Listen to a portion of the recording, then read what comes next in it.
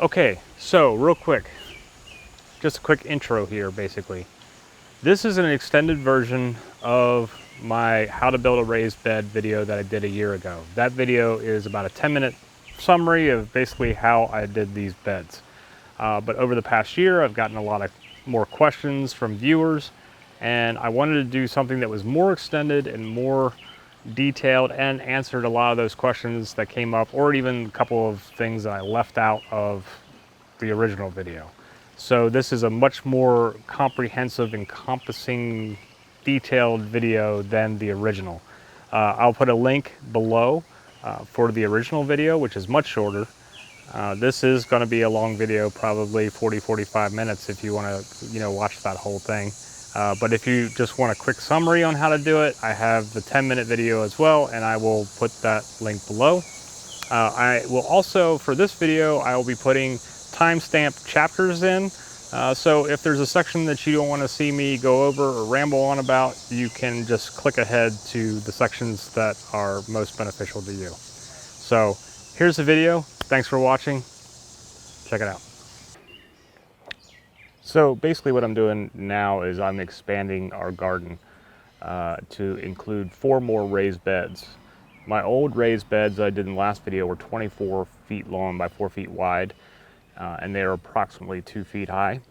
The beds I'm building now are 4 feet wide by 16 feet long, so they're a little bit shorter and still about 2 feet high. Starting off, I have been cutting 4x4s down to a 4-foot length. These 4x4s I am repurposing. These were the original posts for my old chicken run. And so out of each post, I can get 2 4-foot sections to use for the raised beds. Once I have all my 4x4s cut to the 4-foot length, now I'm going to mark out the sections that I'm going to be notching out where the 2x4s will be for the cross beams. The corrugated metal that I'm using is about 25.5 inches in width. So I measured down 25.5 inches because I know that's going to be the bottom. And I just use this scrap piece of 2x4, mark my line and my width of where I'm going to notch out. So I just make another line there. And then I do the same thing here on either side to give me a guide for the depth of a 2x4 when I'm making my cut in there.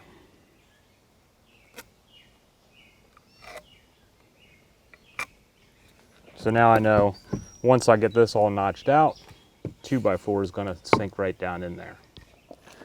Do the same thing up here on the end because I'm going to have one at the top as well. So I just mark width and depth of the 2x4.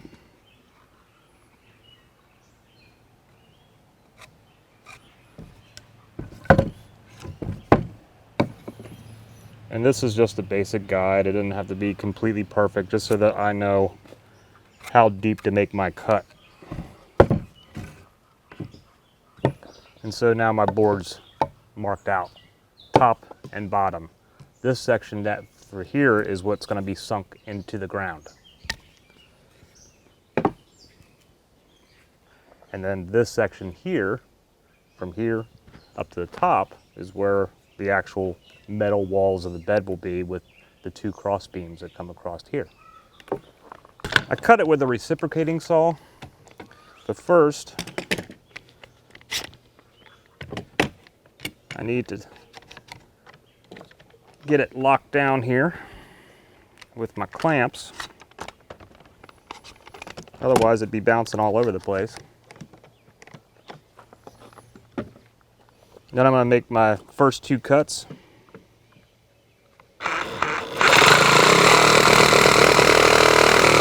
So I got those 2 cuts in. Then I make one more cut just like an inch or so in. And what this is going to allow me to do is notch it out so that I can get my saw blade in there and then cut across that way. You'll see here in a second. Now that I've got this little section marked with the 2 cuts, just take a hammer and an old screwdriver, or you could use a chisel. Notch that out.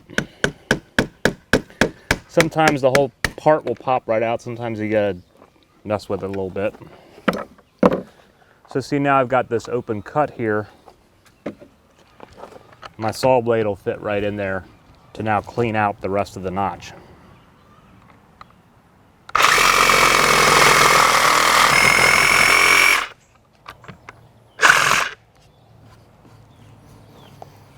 There we go. So now I've got a basic notch out there. 2x4 fits right in there like that. And so then when you're building your walls, you'll have one here and one up on this end. Once I notch this end piece out, same thing. It'll just sit right down flush with your 4x4.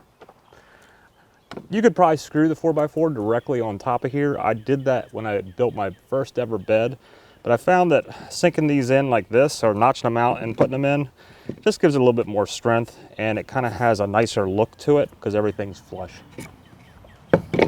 Okay, so for the next part of the project, there are a couple different ways that you could do this. What I do is I'm laying out my notched out 4x4s so that I can now assemble the wall and put the 2x4s in the notches and whatnot. Then once it's together, I mark off my holes and then just stand the whole wall up and drop it in the hole. What you might find easier is to dig your holes first, put all your 4x4s in, get them all packed in there, and then attach your 2x4s in metal. I don't do that because sometimes my measuring isn't exactly precise when it comes to like these long walls and I'm on a sloped ground. I don't level the ground out. I just go with the slope of my property. This is the old chicken run where these beds are going in. So with the slope and just getting things lined up, sometimes I'm not always on. And what I'm trying to avoid is having to make more cuts than what I need to. With doing it this way, for me, I can lay the 2x4s right into the notches, and then if I need to make like a little adjustment somewhere, you know, I can just move the 4x4 before I screw the 2x4 into it. And that way I don't have to cut any of the boards because I want the full 8-foot length. I don't want to find out that I was somewhere short, you know, a 1/4 inch or 1/2 inch or something, and then have to trim that board off, because then if I did, then I would have a shorter length, and then I would also have to cut the metal to make it fit. And I just want the full 8-foot lengths and do as little cutting as possible. But if you are a more precise measurer than me and can get that down every time, then feel free to do the 4x4 first and not worry about trying to stand up the whole wall like what I do. This is just what works for me, but you know, you do what works for you.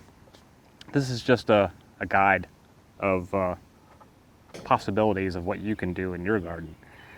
So now what I'm going to do is go ahead and start putting in or attaching the 2x4s.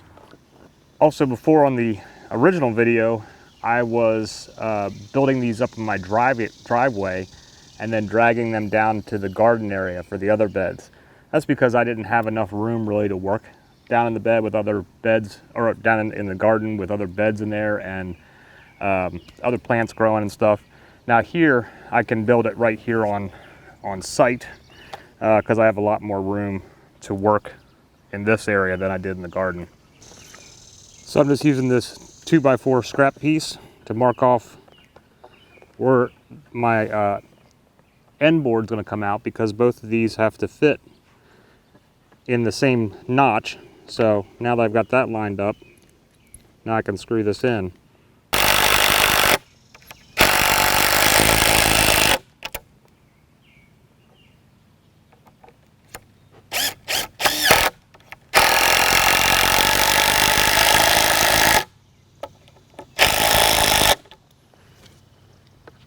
So we'll have that like that. It's not perfect because my notch wasn't quite flat there, I think. I left a little bump, but it's a raised bed. I'm not worried about it. It's going to be covered up by the metal anyway. So, and this is the inside of the wall. So for the next board, I am just measuring down, or for the next 4x4 section, I should say, where the next notch goes, I'm just measuring down 4 feet. So when I get to the 48-inch mark, I'm just moving this over to kind of line it up with that.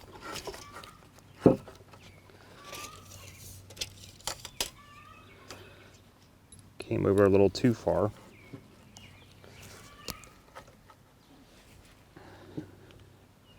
And then basically what I'm doing here is just putting the 4-foot mark down right in the center of the 4x4. So basically I'm having these 4-foot sections where there's support for your walls every 4 feet.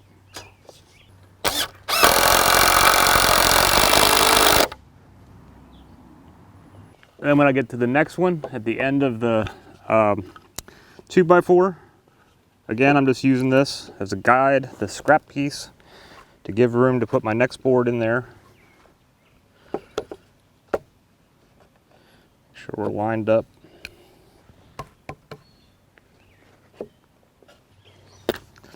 And then just do the same thing for the next section and same thing for the middle sections until the whole wall is assembled. Okay, the wall is now assembled. What I used to do is put the metal on first before I actually stood it up, but now what I do is I dig the holes, get this part of the wall stood up, and then I just attach the metal after that. Either way is just as easy, but this way I'm not, especially because it's so hot and humid out here. The metal gets kind of hot sitting out here, so it's less that I've got to grab onto that hot metal while I'm working with the wall. So now all I have to do is just measure my width from this other wall over here for the width of my bed and line up the posts and then dig the holes where I have those marks in the ground, and then I can stand the wall up. That section is going to take me a while because, like I said, it's so hot out here. I'm going to be slow digging out these post holes because I do it by hand with, you know, just the manual thing. I don't have an auger, and the auger probably would not work very well in this hard packed clay anyway. Okay, so all the holes are dug out now on this line, and now I'm just going to raise up the wall and drop this next wall into the holes to get set up.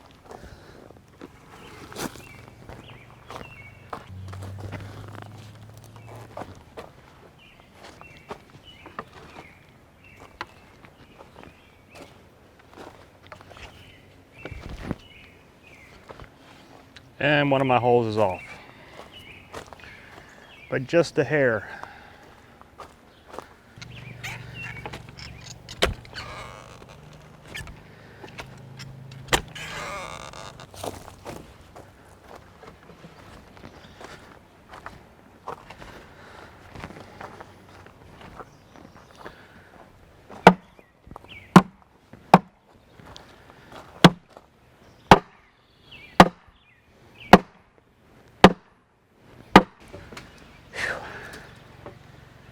Okay, so answer to one of the questions that people have posed on the original video is that why am I taking the time to sink these posts in the ground? Why not just build it flat, set it flat on the ground?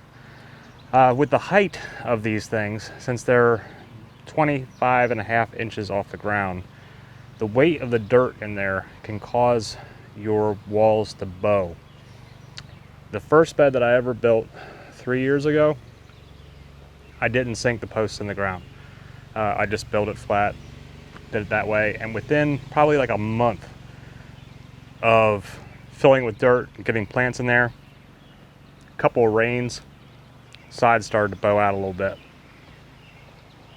Now you need additional support as well, and we're going to go over that step with the metal strapping too. But what I found is that with sinking the posts in the ground and adding the metal strap at each of the 4x4 sections, I've had zero bow. The second bed that I built, I sunk the post in the ground, added the straps. 3 years later, zero bow. Still looks great. Everything is rock solid.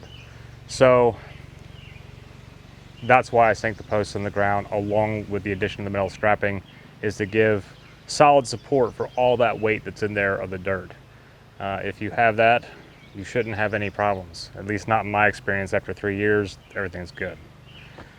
So I gotta get these holes filled in where I've sunk the posts, and then I'll show you how to put on the first end piece, because that was another question that came up that I never covered on exactly what I do with the end pieces. So we'll show you that next. Okay, so quick correction before putting the end piece on. Need to put on the sides, put on the metal. And so if you are working alone, it's helpful to have a couple of clamps to hold this up level for you for screwing it in. And you just want to bring it down to the end of your 2x4 on the top, line it up, and make sure that it doesn't overhang the end of your 2x4, because if it does, you're going to have a problem putting the end piece on. The metal will get in the way. So I'm just going to clamp that on there. Bring this side up.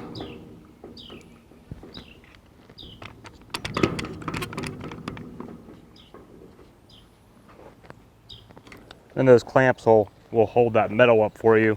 But you want the metal on the inside, so that way when it's all attached, you've got, you know, this outside frame that looks nice. So some of you have asked about what gauge metal that I'm using. I get these from Lowe's and they don't list the actual gauge. I can tell you that these pieces that I use are 8 feet long, and then the width is 2.16 feet, which turns out to be 25.5 inches. I swear, when I built my old beds, they were 2.17 feet. That was, I think, 26 inches or a little bit over 26 inches. I think they're a little bit skinnier now than they used to be, but the price has gone up. So, you know, capitalism at its finest, I guess. But it doesn't list the gauge, but this is a corrugated metal. It's steel, and the ribs are a 1/2 inch high. So hopefully that helps you, but it doesn't tell me what gauge it is. But when you look at, go on to Lowe's website, you'll see these pieces under the corrugated metal roofing section. They come in different lengths, widths, but I use this particular size. It works best for these beds. Then when I'm screwing them in, I used to use those roofing self-tapping screws that have like the little rubber grommet on them, but I found that wasn't really necessary. I mean, there's no reason to use the ones with the rubber grommet because this isn't a watertight structure, so why spend the extra money? So I just use these 2.5 inch deck screws, and they work just as well. I screw it in at each of the 4x4 sections, and I put a screw in every other divot between the ribs. You don't need to put it every single one, you know. So here's your ribs. You don't need to put it in every single one.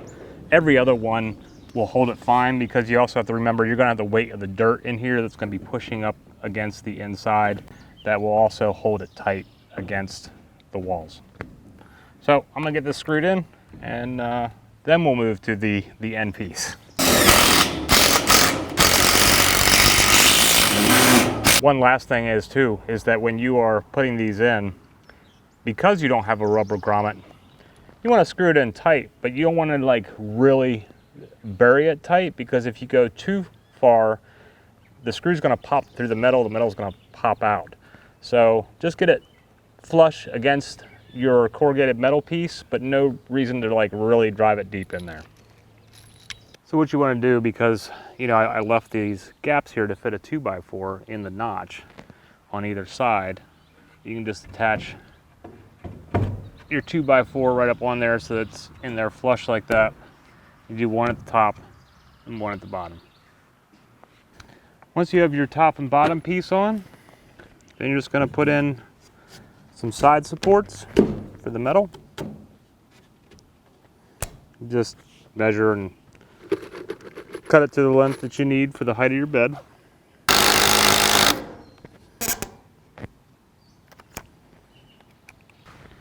Now you have your complete frame on here. You can cut your piece of metal to fit on the inside and then attach it all the way around. This corrugated metal you can just cut with a pair of tin snips. Works just fine, cuts pretty easy.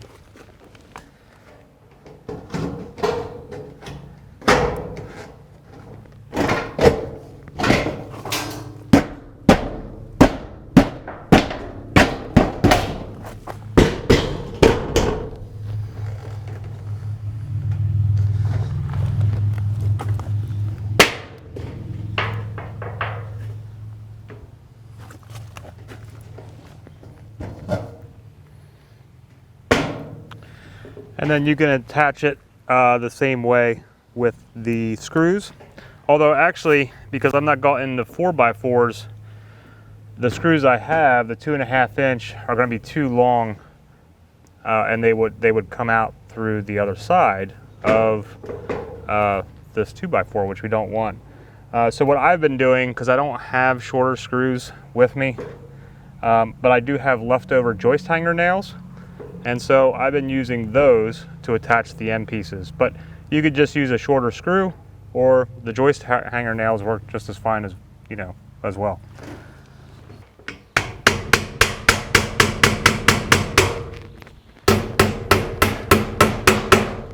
So there you have it, your end piece is on. The first end piece. Now, if you have a front end loader or some sort of tractor that you are filling your bed with dirt, then you could go ahead and put the other end on the same way. However, I only have a wheelbarrow, so I leave the second end open so that I can bring the wheelbarrow in, wheel all the way down to the end, and dump it. It saves a lot of time of doing it all by the shovelful, and so I'll fill it up like 3/4 high as I go down, and then that's when I put the final end piece on and then just top it off by the shovelful. Saves you a lot of time and energy. Okay, so next part of your wall support, after you have your end side in, you start filling your bed up with your dirt, then you want to put in some straps. Use this galvanized hanger strap that plumbers use. And actually, I have this a little too full right here, got some of it in my way. If you are filling your bed by the wheelbarrow, wait to put these on one at a time as you're filling your bed, because you know if you put them on too soon, they're going to be in your way to dump your wheelbarrow. Now, if you're filling your beds by the shovelful and have both ends on, or with like a tractor that's got a bucket on it where you're just dumping it in, you can put them all on right at the beginning before you put any dirt in here. But with the wheelbarrow, you're going to want to just do it one step at a time. So I got the first quarter of this bed filled, or as high as I can dump it, up to the first the first 4x4 section. So we're 4 feet in now, and what I will do is take this galvanized hanger strap, and about 3/4 of the way up on your 4x4 post, screw one in this side, pull it across, and then screw one on that side so that's tight. And then it gives good tension, and that prevents your sides from bowing out.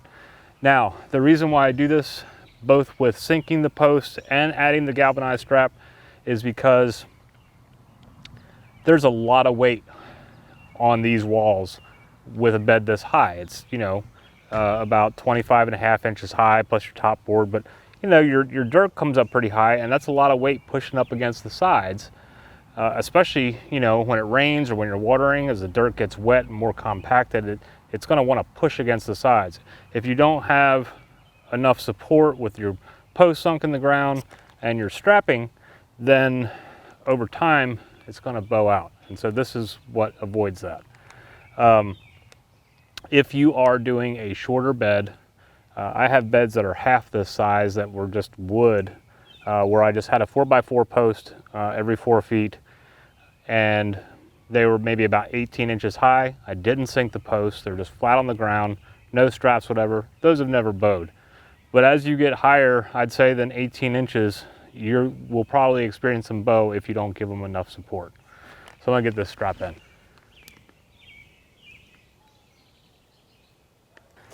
These rolls come in different lengths. This is a 25 foot because that's all I needed to do this. So you see as you unwind it, it's got all the different holes in there, and you can just run screws right through these holes and it'll attach right onto your post.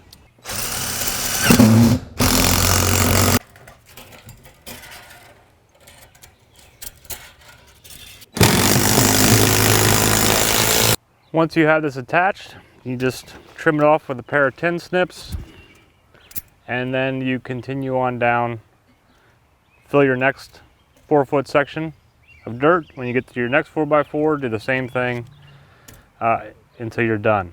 So in this case, I've got the 2 end pieces, and then there are 3 4x4s. So I'll need 3 straps across here. Of course, you don't need them on the end because you've got your 2x4s and your end metal piece that will be enough support. It's just for through the center that you need them. So once you get all of your sides up and your dirt filled in and whatnot, I run a top ledge board along all the edges.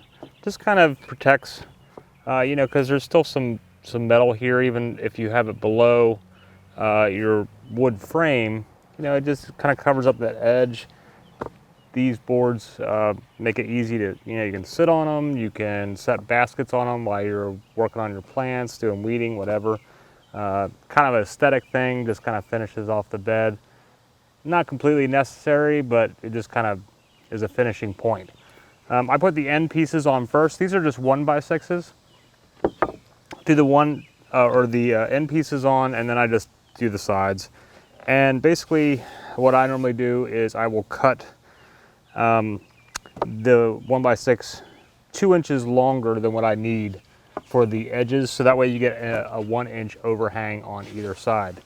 And then just kind of line it up kind of where you want it, how you want your overhang on the back edge to be, and then just screw it in.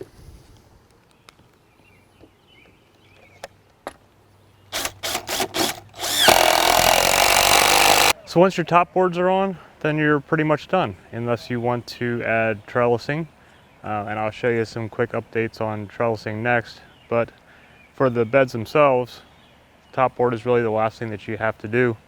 And then you can start planting.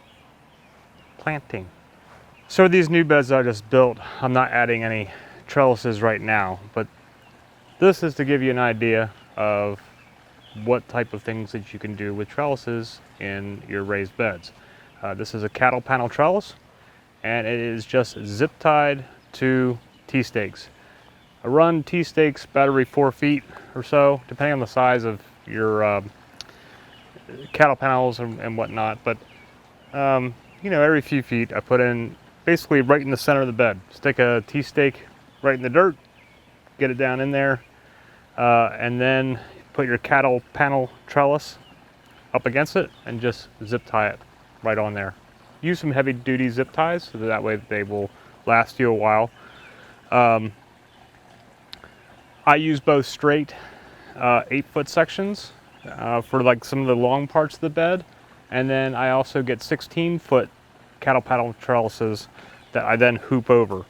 And the way that works is there is a stake right here and right here on either side.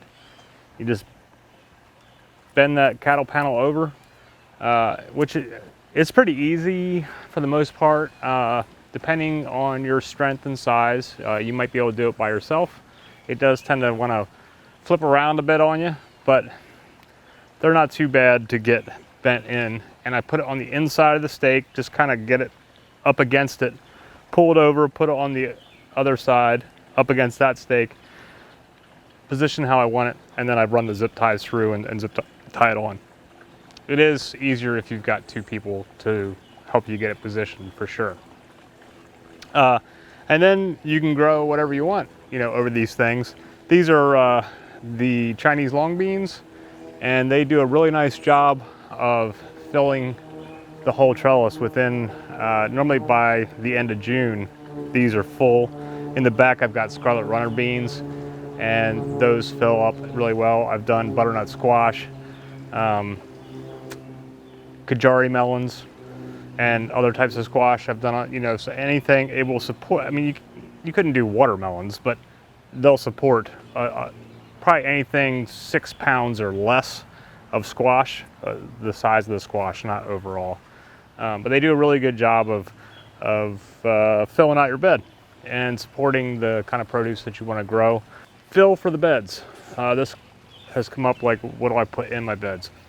You can do hugelkultur, where you do a large portion of the bed and fill it with like sticks, branches, logs, whatever. Then, you know, put a good 6 inches or more of dirt over that. And then that will break down over time. And you'll have to, you know, each year you got to top off the bed with soil anyway. But if you want to do a hugelkultur style, that will save you a lot of money in or adding garden soil to your bed. I didn't do that with mine. Now this year I did have a bunch of leftover straw bales that I had used in the chicken run over the winter, and they were already starting to break down and whatnot. So I pulled them all apart, and throughout all 4 of the beds, I ran 2 to 3 inches deep of the straw bales and then put my dirt on top of that. But you can kind of do whatever you want. I mean, I wouldn't recommend just putting straight topsoil in, because that might not have enough nutrients that you want in it. Try to do like a garden soil mix, but that same aspect, I wouldn't recommend doing bag soil. Try to get it in bulk if you can. I have a company nearby me that I just discovered this year that does bulk loads of a sifted topsoil with an organic leaf compost or plant compost. Doesn't have any manure in it, and it's just beautiful, wonderful soil. But you can do, you know, I mean, not all places have that. In the years past, I've used a topsoil mixed with cow manure or horse manure. So, you know, whatever you can get in your area, but see if you can get in bulk. There's different landscaping companies and whatnot that will deliver it to you. And then you're not buying it by the bag, which can get expensive, especially if you're doing beds this big. Size of these beds, they can, for length and width, you can do whatever you want. I normally stick to a 4-foot width, sometimes a little bit skinnier, sometimes a little bit wider by like an inch or two, you know. But I wouldn't do wider than 4 feet, because you want to be able to reach over and get both sides. That's kind of like that square foot gardening philosophy, is having those 4-foot sections so that you can easily reach from all sides of the bed. Length, though, you can kind of do whatever you want. These beds back here are 24 feet long. The beds up there are 16 feet long.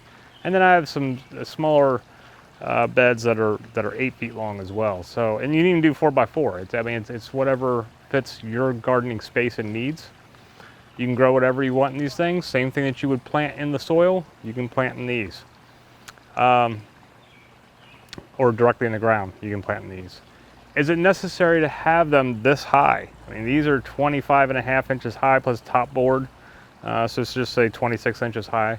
No, it's not necessary to have them that tall. You could do a bed half that tall. You could do like a 12-inch or a 16-inch, because generally, like with the stuff that you're planting, isn't probably going to go any deeper than 12 or 16 inches with their roots, or even if you're doing root vegetables, they don't normally go down more than a foot. This is all about not having to bend over anymore. And so, I mean, you see right here with the bed on me, you know, it comes up to like my mid-thigh. For my wife, who's much shorter, you know, she's down here a little bit, so it's even more closer to waist level. But you know, it's just easy to do any bit of weeding, harvesting, taking care of your plants, where as you get older, you know, there's a lot of work put into filling these beds and building the beds, but after that, you got years worth of time that you are gardening at this level. And so that's what makes it worth it for me to build beds this high. So another question that comes up is talking about what type of wood do I use for the raised bed. I do use treated wood. Reason being is, one, I can't afford cedar and also redwood, which redwood isn't, I don't really see that available around here in my area. There is cedar boards available, but they are much more expensive, and especially with the prices of lumber that's going on in 2021, it's just not something that I want to spend money on. The untreated wood, yes, will work, but it's not going to last you as long. People ask me if I'm worried about the chemicals that could potentially leach out of treated wood into the soil. Now, they did change the composition of the chemicals that go into treated wood back in 2003. It used to have arsenic in it. It doesn't have that anymore. But there is some, I forget the two main chemicals, but it's some sort of like copper side type of stuff or something that, you know, isn't the best for planting. However, with the way I build these beds, the wood is on the outside. Along the whole inside is the galvanized steel corrugated metal. Granted, it's not watertight. There are seams where there will be some little seam areas where the wood would be in contact with the soil, but overall, the bulk of the wood I'm using is not in contact with the soil that's touching my plants. I try to be as organic as possible, but I also want to do things that are going to last a while and that are within my budget, and that, you know, I just trying to do the best that I can, but it's not always going to be 100%. I don't use any sprays or pesticides or anything like that. Everything else we do is all organic, but the treated wood is not.